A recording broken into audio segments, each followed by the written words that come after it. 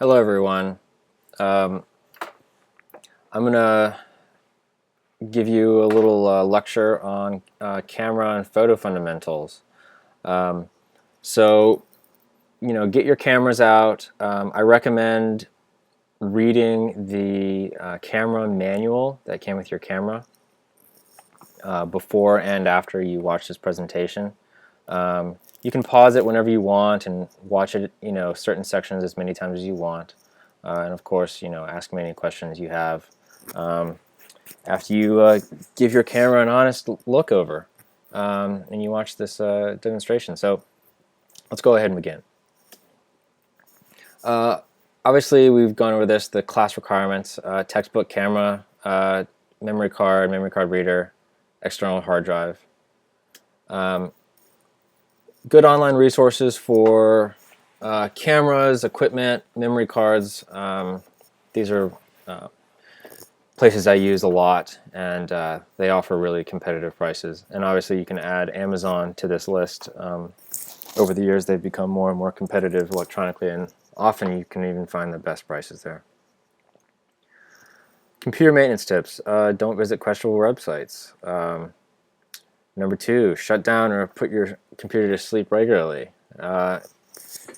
Leaving your computer all the time is not only bad for your energy bill, but you're putting mileage on your computer and your computer screen. Your computer screen, the more hours that you put on it, the more the colors are going to fade and become inaccurate. So that's good. And also, if you're going to carry your the number one way that hard drives get damaged is they get moved or bumped while they're writing. So I know that you can buy hard drives these days that can sit, some of them can sit vertically in your desk, kind of like a building. But I would recommend just leaving them flat on their side. It's a lot safer. You're just asking them to get bumped and knocked over. Yeah, backup regularly. Talked about backup plan.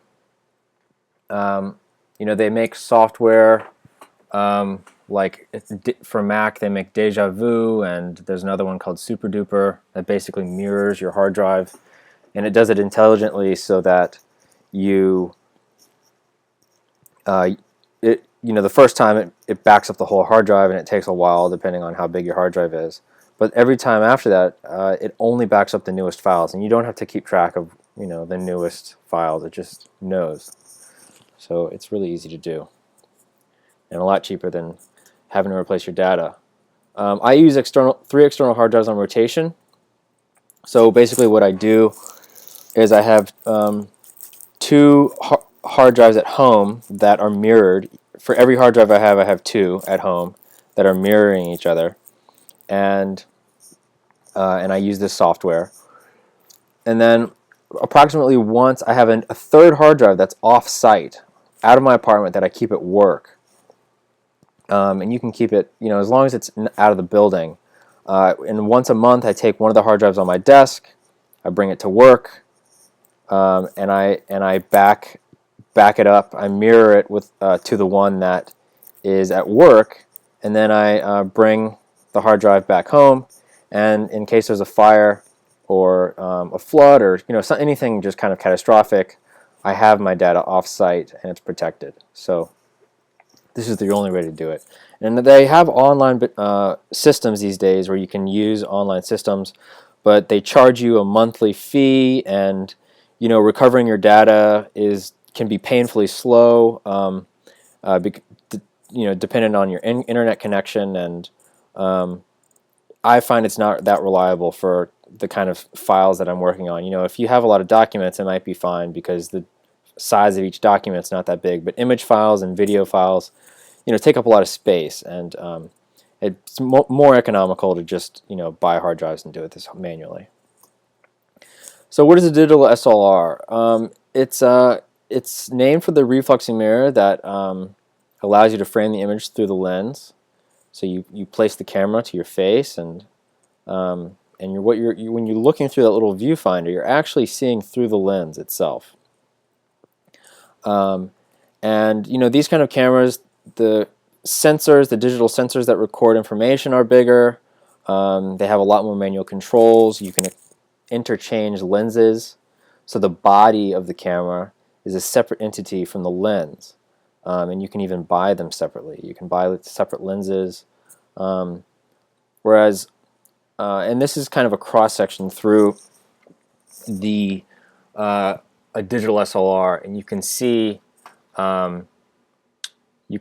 the line of sight. The light would be coming through the lens here, and there's a little mirror that reflects the light into your eye. This is where you would be looking through the camera. And when you press the shutter, the mirror pops up and allows light to actually strike the sensor. This is where the sensor, where the light is recorded, where the image is recorded. And that's that sound that you hear, the click click. That's the mirror popping up out of the way and allowing the image to be recorded. And that's why when you're shooting a digital SLR, when you press the shutter, if you're looking through and you press the shutter, it goes dark for a second because the mirror is actually blocking. When it moves up, it's blocking the light from hitting your eye because it's going here. Point and shoot camera. It's named after 2 steps it requires a photographer to capture an image. Yeah, it's just a real simple, the manual controls are limited. You can't, there's basically just the only lens for the camera is attached to the camera. It's usually a zoom lens. So they're designed for ease of use and portability. But your image quality is generally going to suffer, and manual control. So let's talk about your lens and focal length. So when we talk about lens and focal length, we talk about focal length is rated in millimeters. Okay, and when we talk focal length, we're really talking angle of view. Okay, so it's literally, you can see here in this diagram, this is kind of the angle of view. Like, if you were to stand and just, look out into your field of view and hold your arms to your side, if you hold them straight out, and start bringing them towards the center of vision, you can see about, where you can kind of see your hands and where you can't. And that's basically your field of view. Now without looking, you're looking straight ahead. So your hands when you start to bring them into your field of vision, they're going to be blurry. But generally what we say is that a normal lens is about 50 millimeters. It's about 47 angles, 47 degrees. And this type of lens is supposed to mimic how we see the world with our eyes. Even though you may be able to see your hands, that's not really how we experience the world. We experience the world right around this area. And one thing that I wanted to mention about focal length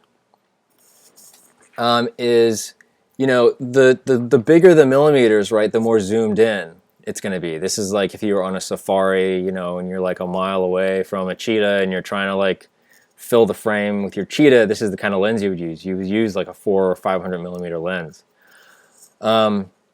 If you're a photojournalist and you are in the field, doing war reportage, you might want to shoot with like a 28 millimeter lens, because it's it'll just give you a wider field of view, and you want to capture all the information that's in your vicinity. So there's that, but there's also, I want you to see how the different focal lengths actually distort reality. So this is the same girl, right? Number A was shot with more of a normal lens, like a 50 millimeter lens, probably an 80 millimeter lens. The one on the right was shot with like a wide angle lens. And so basically the difference here is that wide angle lenses kind of stretch. You can see how the distance between the tip of her nose and her ear seems like it's exaggerated, like her nose is farther away in space from her ear. Whereas in the picture on the left, her nose and her ear seem like they're closer together. Like so, longer lenses flatten space, right? It compresses space, and wider angle lenses exaggerate and distort space. So there's a process of digital photography. You can basically break it down into 3 steps. There's capture, right, where you make the pictures. Number 2 is digital processing, where you bring the camera, the photos into your computer and process them in Lightroom or Photoshop. And then the third part is output. You know, do you make inkjet prints or do you put them on the web? Exposure. What is exposure? So exposure is the moment when the light strikes the film or the sensor and the image is recorded. A proper exposure has all the visible information in your scene recorded in the image file. Okay. Now this can be somewhat subjective, but basically you want your image to contain as much of the information that you're seeing with your eyes as possible.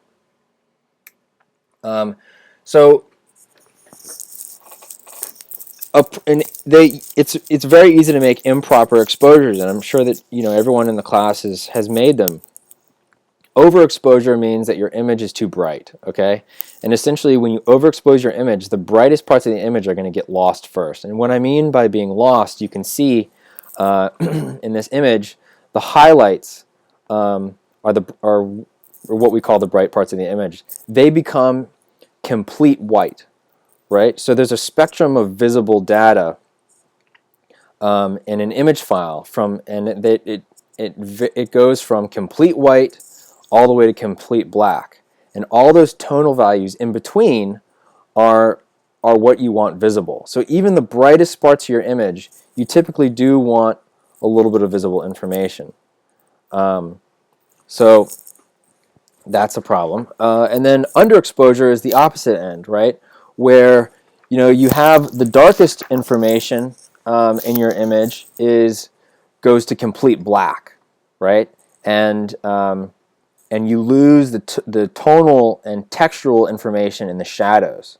So it would be nice to have some textural information in the dirt and the bushes, but it just becomes all blocked up, and that's what we call an underexposure. Okay, when shadow detail is lost.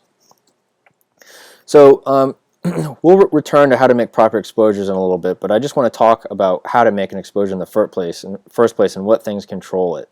So the first thing is the size of the opening in the lens, okay, that allows light to strike the sensor, and this is called aperture. Okay, this is what aperture is. The second thing is the length of time that the sensor is exposed to light. Okay, this is called shutter speed. Okay, so we have the size of the opening in the lens, which is aperture, and the length of time that the image is exposed is called shutter speed. The third thing that controls exposure, or remember how bright or how dark your picture is called ISO. Okay, and this is how sensitive the sensor is to light. So if your sensor in your camera is more sensitive to light, it's going to be easier, it's going to make it a brighter picture, right? It doesn't need as much light to make a proper exposure. And the opposite end of that spectrum is if your sensor in your camera is not very sensitive to light, then it's going to need a lot more light to make a proper exposure, or it's going to tend to be underexposed. Okay, it's going to want to be underexposed. Let's talk about aperture real quick. Remember, this is the size of the opening in the lens. Okay, and you can see these diagrams of the iris inside of the lens and the opening. Okay, now each opening of the lens inside of your camera is designated with a number. Okay, and the numbers always have F in front of them. Okay, this is the nomenclature. Now, an important thing to remember here is that the smaller the number, okay, the bigger the opening and the more light that's coming into your camera. The bigger the number, the smaller the opening. So it's inverse to what you would think. It's an inverse proportion to what you would think it should be. Okay, so you remember always remember that it's the opposite of what you would think. Okay, so f22 is a darker picture. It's less light, smaller opening. f2 is a bigger opening, more light, and brighter picture. Okay, and there's a whole range, right, in between the widest opening and the smallest opening. Aperture, in addition to controlling how light or how dark your picture is, right, exposure, the other thing that it controls is something we call depth of field. Okay, and depth of field is the area of the image that appears in focus from foreground to background. Okay, so we can see the image on the left shot with a wide open aperture, f2.8, and we can see how blurry the background is relative to the part that's in focus. And on the image on the right was shot with f16, okay, a closed down aperture, a lot less light coming in, and we can see how much sharper the background is relative to the part that's in focus. Okay, the focus wasn't changed in this image. The only thing that was changed was the aperture, and of course the shutter speed to maintain the brightness, the same brightness, right? The aperture, this is what depth of field is. So, you know, let's say that if you were photographing for, this is a Bentley, if you were photographing for Bentley, which image do you guys think that, you know, Bentley, if you came back to Bentley with some images, which one do you think that they would like more? Well, the answer is the image on the left. And the reason is because you're focusing attention to the Bentley, more attention to the Bentley symbol here relative to everything else versus this one. In this image on the right, the background, right, this other car is competing for attention more so than the Bentley symbol here. So, and you know, Bentley would of course want all of the attention spent on their product. That's what they're hiring you for. So, let's move on. Shutter speed. The shutter is the mechanism that controls the duration of time that light passes through the lens. Okay? Shutter speed refers to the amount of time the shutter is open. Okay? So let's look at shutter speed real quick. Shutter speed is determined by time, and it's usually determined in seconds or fractions of a second. Okay? Shutter speed in your camera is going to be very, very fast, usually a fraction of a second. For normal shooting conditions, and this is determined by 1 over a number, right? So this is as we move down 1 second, a half a second, a quarter of a second, eighth of a second, 15th of a second, a 30th of a second, 60th of a second, 1/125th, 1/250th, and 1/500th of a second. And many cameras continue going on faster and faster shutter speeds. Okay. Now, depending on how fast your subject and your photograph are moving, you're going to want a different shutter speed to, if you determining, like, dependent on if you want your subject to be frozen, the movement to be frozen. Now, as an example with this image, you can see like these birds, okay, these pigeons, and this image on the left was shot at 1/8 of a second, so you can see that the movement of the birds was too fast to be frozen in time in the image with 1/8 of a second. The image in the middle was shot at 1/125th, right? So that's one, if you divided a full second into 125 little pieces, that's how long a 1/125th of a second is. Okay, it's very fast, a very, very short amount of time. And you can see that even some of the fastest parts of the birds are still frozen in time. And the image on the right is 1/500th of a second. So there's still some slight little parts of the birds that are blurry, but most of them are in focus. So you can just get a sense of the kind of shutter speed you're going to need if you're photographing movement. Now, sometimes creatively, you might want motion to be blurred a little bit, right? That might be something that you want creatively to create kind of ghost-like apparitions or something. So shutter speed gives you creative control, right? You don't always want image frozen or blurred. You might want it completely frozen, you might want it completely blurred, and you might sometimes want something in between. So this is where experimenting with your shutter speed and getting used to the kind of shutter speed you're going to need to deal with motion. There isn't just a manual that you carry around with you that tells you what shutter speed to use, depending on how fast something's moving. You just got to like play around with it and experiment. Now there is one rule of thumb. Look at 60th of a second, okay? 60th and 1/125th. Basically, if you're walking around with your camera and you're photographing like street life, or you're taking pictures of anything handheld, a 60th of a second is about as slow as you're going to want to go. If you go any slower shutter speed, right, you're going to you might get some motion blur. And remember, even if you're photographing a tree, or a park bench that's not moving, if you're photographing a still object, remember that you're still moving. Your body, you have a heartbeat, you're breathing. You're not a statue, and it's hard for people that are alive to stay completely still. So even though your subject's not moving, you are moving too. And so if you use too slow of a shutter speed, or you're just not a very kind of steady-handed person, you're going to get motion blur in your image. So that's why 60th of a second shooting handheld is the kind of rule of thumb. Now let's just talk about movement again. When you have movement moving head-on, like if someone's running directly at your camera, or you have movement that's moving directly at your camera, you can get away with a slower shutter speed without motion blur.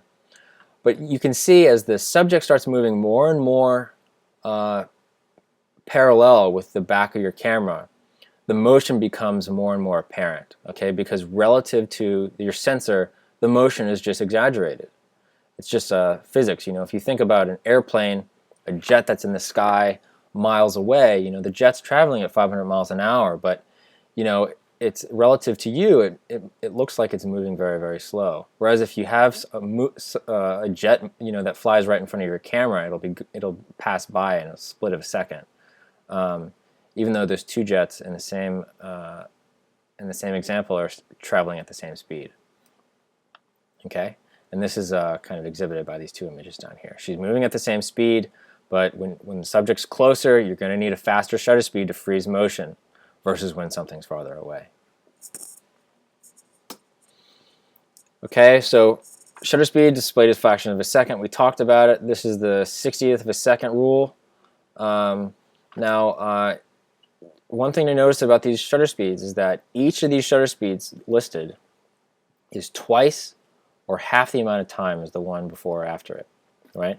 So a second is twice as long as a half a second, and a half a second is half as long as a second, right? And so same with a quarter to a half, same with an eighth to a quarter, same with a quarter to an eighth, right? So you can see that the time is doubled and halved as you go up and down this list. Now, the other thing is also true of aperture here, right? So this list, these aren't just random numbers, right? This aperture list is, each aperture is half or double the amount of light let through the lens as the one before it. Right, so this double and half relationship in aperture and shutter speed is not a coincidence. We have something called reciprocity, okay? And reciprocity is the give and take relationship between aperture and shutter speed. Now, what does this mean? It basically means that for any situation that you're shooting in, you can have a proper exposure, many proper exposures that have different combinations of shutter speed and aperture. Okay, so you can see in this example, the brightness, the exposure of the image is the same for all four, but they each utilize a different aperture setting and shutter speed setting, right? And basically what you see, just go from A to B, right? As the aperture changes from 1.4 to 4.5, what happens? What happens just with the aperture, right?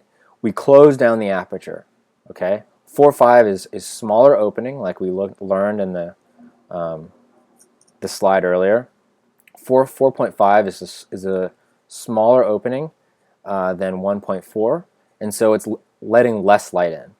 So if the shutter speeds stay the same, B should be darker than A. But it's not. It's the same brightness. And the way that happened is that the photographer went from an 80th of a second to an eighth of a second. They compensated for that because of the aperture with the shutter speed and let in more light using the shutter speed. Because an eighth of a second, as we recall with the slide earlier in the shutter speed demonstration, that an eighth of a second is a longer duration than an 80th, and therefore it's going to let in more light. So if each one of these is the same, right? So we can see f22 is the smallest opening, and look, this photographer had to use a full 2.5 seconds in order to keep the same brightness as A from D. Okay, now 2.5 seconds is a really long time, and you might be wondering, well, how did she stay so still holding the camera for 2.5 seconds? And the answer is that she used a tripod. So this is why tripods can become really useful. And look at the difference in aperture here. I mean, look at the leaves in the background versus the face versus here, right? If you want to get this kind of result with depth of field, you're going to have a really long shutter speed, and you're not going to be able to do that, get this kind of result handheld. That's where you're going to need a tripod. Okay, so tripods expand your how versatile you can be with your camera. And this is another example of this is the slide earlier with shutter speed. This is reciprocity too, right? I mean, each one of these pictures is the same brightness. Look at the difference, right? They're all the same exposure. This is the same exposure value. However, look at the depth of field. There's a high depth of field here, so the slow shutter speed is letting in a lot of light, right? An eighth of a second. But they're compensating by with a closed down aperture, right? The aperture, because so much light is coming in with the shutter speed, you need an aperture that's letting in very little light. Okay, and you can see the aperture above the shutter speed that's showing you how the aperture changes as the shutter speed needs to change for the exposure to remain the same. Okay, and this image all the way on the right, you can see that the aperture is wide open and you get a nice blurry background relative to the foreground. Okay, and this is reciprocity in action.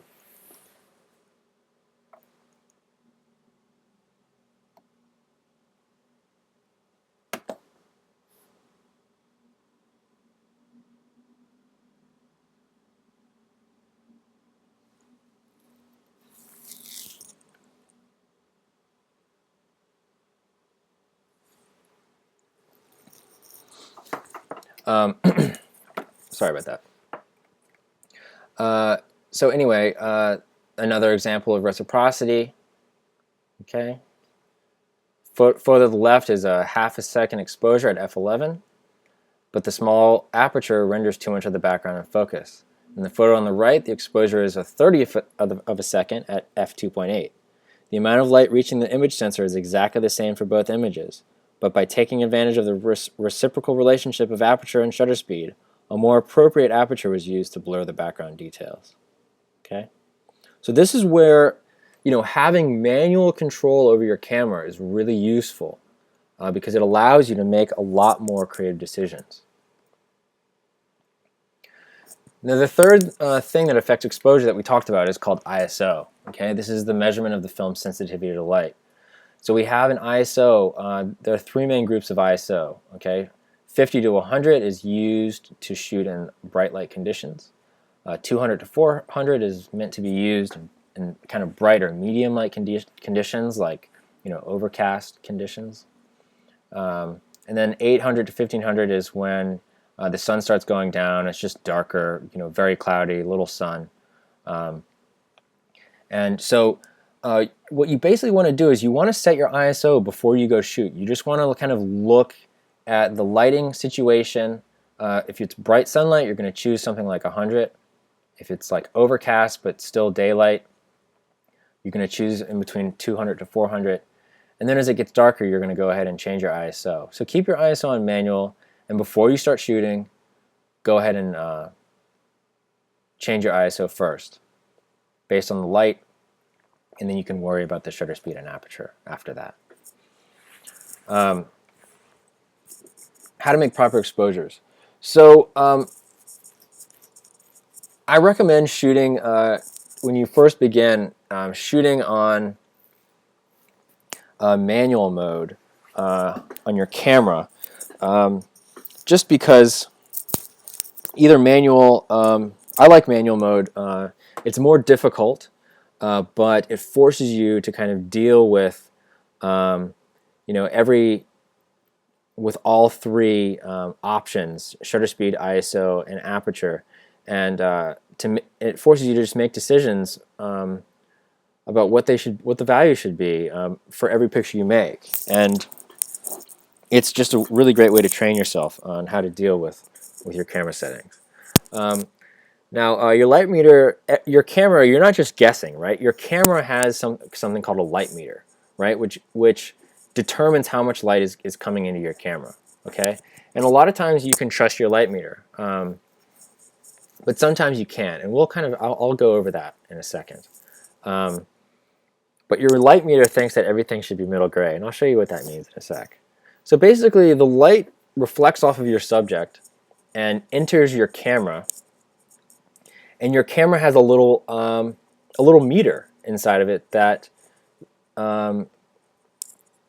evaluates the strength of the light, right? That's reflecting off of your subject and striking your camera. The light meter can be visible. Looks like this. The light meter reading looks like this. It's like it'll have a number like 2, 1, and then a center marker, and then 1, 2. One side will be negative, the other side is positive.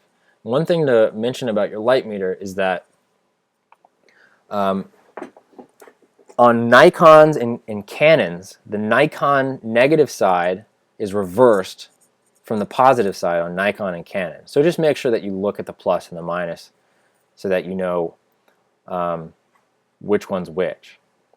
Okay? So if you look at the top of your camera, this is what you'll see generally for the light meter. When you look through the viewfinder of your camera, this is what you'll see. Okay? But all cameras more or less kind of follow this. They kind of look like this. Okay? So each 2, 0, 2, 1 is a different stop. It's a full stop, double or half the amount of light as the one before it. Okay? So basically 1, 2, 3, each this light meter is divided into thirds, right? So there are 3 values in between each number. And most light meters work this way. Now, whenever you're pointing your camera at something, you're basically going to point your camera at your subject. You're going to press halfway on the camera, and you should go ahead and get your camera out and play around with this. But as you point your camera at a subject, with your camera on manual mode, basically what you'll see is you should see this little marker, and it might be to the left, it might be to the right, but essentially you want it to be in the 0 area, okay, for most pictures, okay. Now, if your picture is too bright, then you're going to want to move this middle marker more towards the negative area. If your picture is too dark, then you're going to want to overexpose it, okay? Which means that this middle marker will be, closer to the positive side, okay? But basically, what this means is that if your marker is at like on the negative side, it'll tend to be too dark, and you're going to want to bring it either to 0 or a little bit past. Okay, and if your picture is too bright, overexposed, then you're going to want to bring this little marker back to 0 or a little bit closer to the negative side. Okay, and you can do that. Every camera is a little bit different about how you change your shutter speed or your exposure. But most cameras, the dial, there's a dial that you use with your forefinger that should be close to the shutter speed button that you rotate. And to change the aperture, that'll typically change the shutter speed. To change the aperture, there's usually another wheel, like scroll wheel, that you can scroll with your thumb, or there's a button that looks like there's a button on your camera that'll often look like this little aperture iris icon, and you're going to hold that button down and then rotate the dial that you used to rotate for shutter speed, and it will instead change your aperture value. Okay. And so here we can see, this is the aperture and this is the shutter speed value. Okay.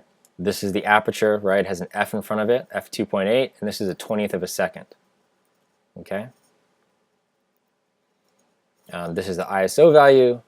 This is the camera mode value, right? This camera mode is not manual. This is called aperture priority, and we'll talk about that in a little bit. Auto. This is auto white balance. This is a center valued meter reading. Manual focus.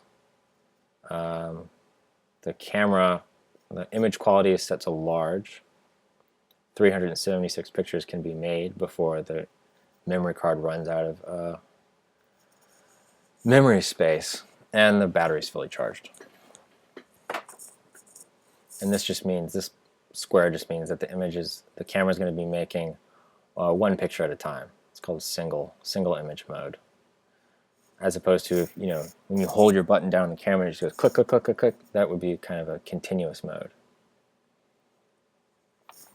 So on the back of your camera, when you try to, you're going to use, when you take a picture with your camera, you look at the back of your camera, you press the play button, and you'll see the last image you took.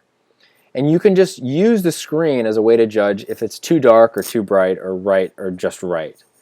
And that can be a little tricky because some screens on the back of cameras are very bright naturally, and your image might look perfect, but it might just be actually too dark. Your screen is actually just showing the image a little bit too bright.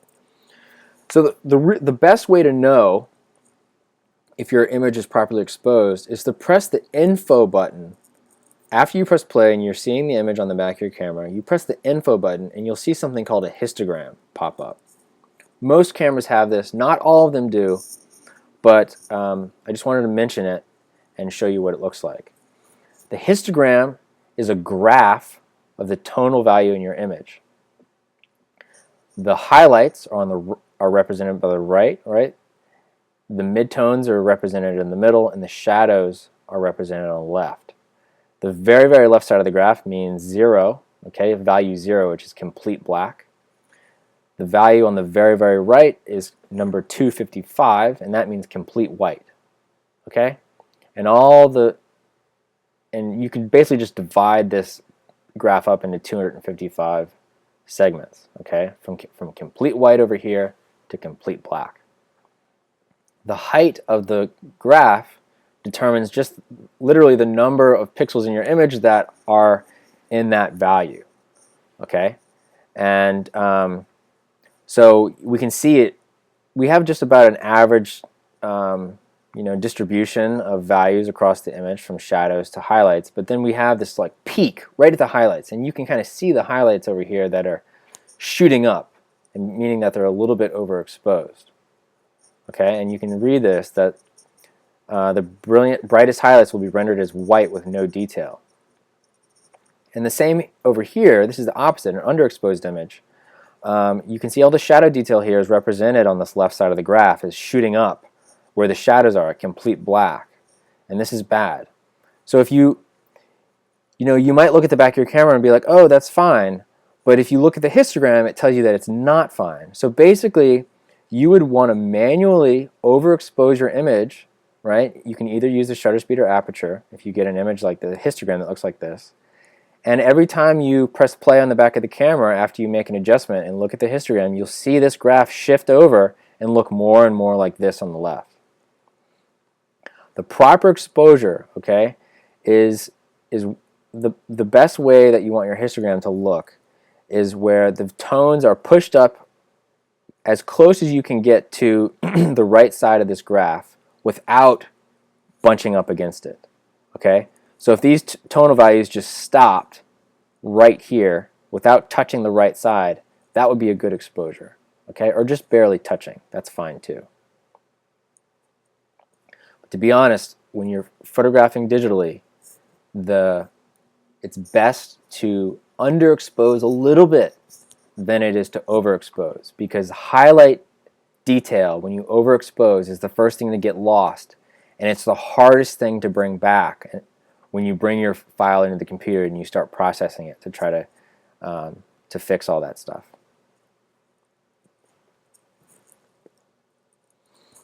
Versus also, if you wanted to manually brighten these shadows and try to get some shadow detail back in here, they would look really bad. There would be a lot of noise, okay, a lot of speckled, kind of ugly looking pixels in the shadows. It's a balancing act. To mention about your light meter, okay, I wanted to show you how it works. Okay, now your light meter is designed to try to make everything it looks at look middle gray. Okay, so generally, no matter what scene we're looking at, there tends to be, in most scenes that you're taking pictures of, a balance of shadows, midtones, and highlights. Okay, there's dark things in the picture, there's bright things in the pictures, and there's a bunch of things that are kind of in between.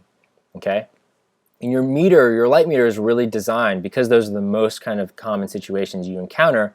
Your meter is designed to properly expose those kinds of things, and that's when your dot is right in the middle. That's going to give you a great exposure.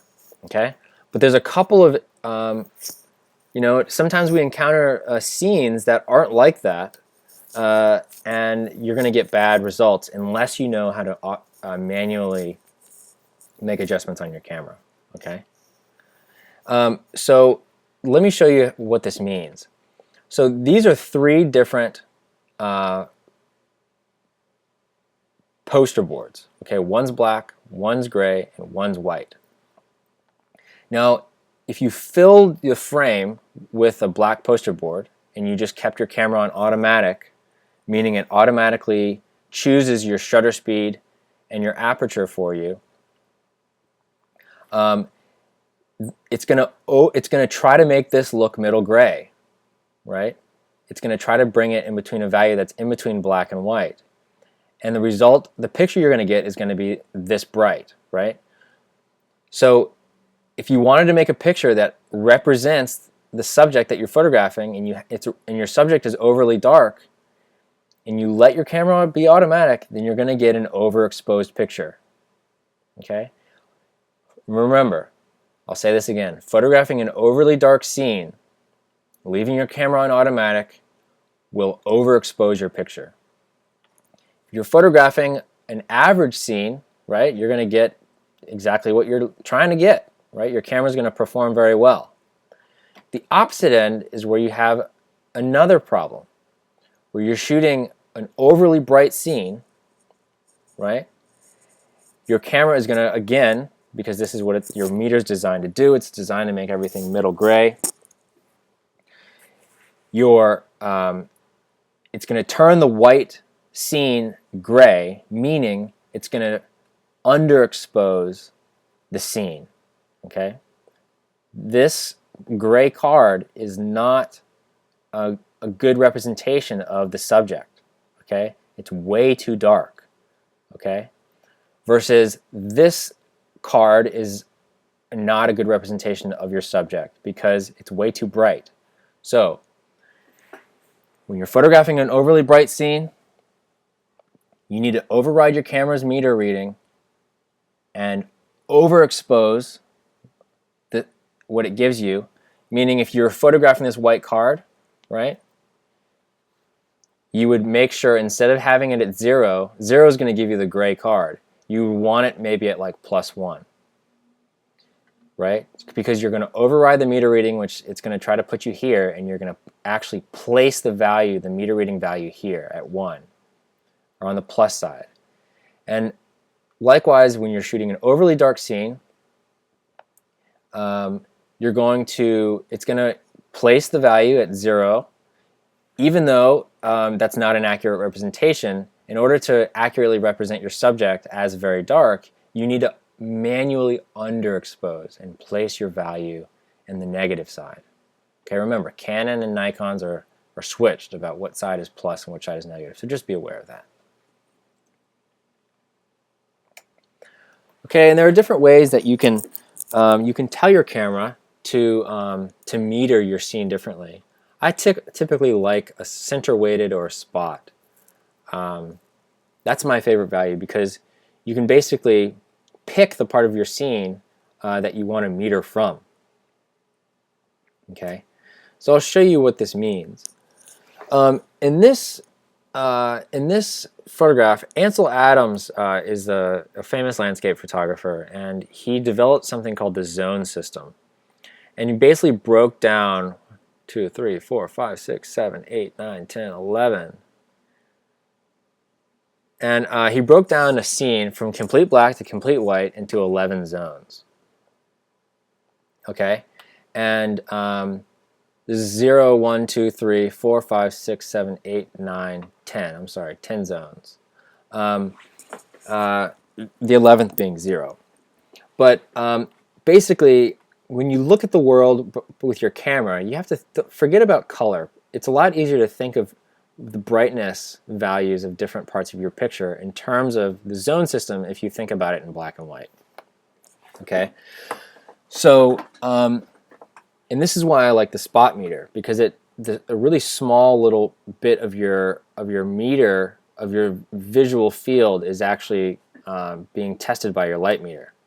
And so what you can do is you would point, if you just kept your meter reading at 0, right? If you were just letting your meter read at 0, what you would do is you would analyze the scene, and you would point the spot meter halfway in between the brightest part, right, which is probably like the sun reflecting off this, and the darkest part, right, which is like the dark roof that's in shadow back here, right, or the dark chimney. And you know, basically these trees over here in the hill that are kind of in shadow but kind of in highlight are halfway in between the brightest part of the picture and the darkest part. And so you would point your camera and meter off of these trees. And that's going to give you the best exposure for this scene. Where you analyze your scene, you pick the area that's halfway in between the brightest and the darkest area, you meter off of that, and then you let your camera tell you what that exposure is going to be. Okay? That's how you make a proper exposure.